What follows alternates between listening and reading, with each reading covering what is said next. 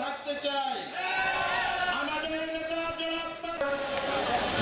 কর্মীরা আন্দোলন সংগ্রাম করে নারায়ণগঞ্জ তাদের আন্দোলন সংগ্রামে সব জায়গায় আপনার ফতুল্লাহ বিএনপির প্রার্থী আমরা পাই না।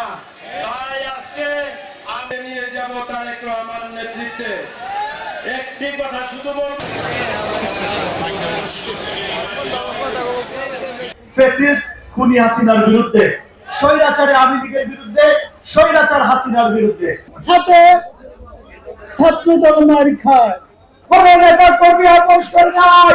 আগামী দিনে কোন ফ্যাসিস্টের সাথে, আগামী দিনে কোন ওই ধর্মীয় বিশ্বাসঘাতকদের সাথে বাংলাদেশ জাতীয়তাবাদী দল আপোষ করবে না। কোন অন্যের বিরুদ্ধে আপোষ করা এই জাতীয়তাবাদী দল করে নাই। কোন বলে সেদিন জনগণ দেশের স্বাধীনতা ঘোষণা করেছিল বলে বাংলাদেশ স্বাধীন হয়েছিল। জনগণ দেশের স্বাধীনতা ঘোষণা করেছিল বলে এদেশের মুক্তিকামী মানুষ স্বাধীনতা যুদ্ধ অংশগ্রহণ করে 9 মাসের সশস্ত্র বিপ্লবের মধ্য দিয়ে দেশ স্বাধীন হয়েছিল। এই জুলাই বিপ্লবের নেত্রী বলতে হয় আমাদের দেশের নেত্রী বেগম খালেদা জিয়াকে সর্বপ্রথম স্বীকৃতি দিতে হবে।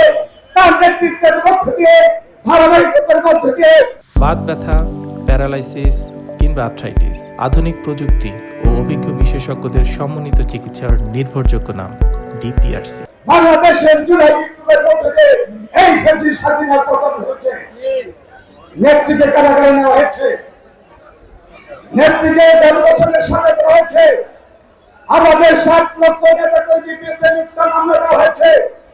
আমাদের প্রায় 6,000 নেতা কর্মীকে গুম হত্যা করা হয়েছে।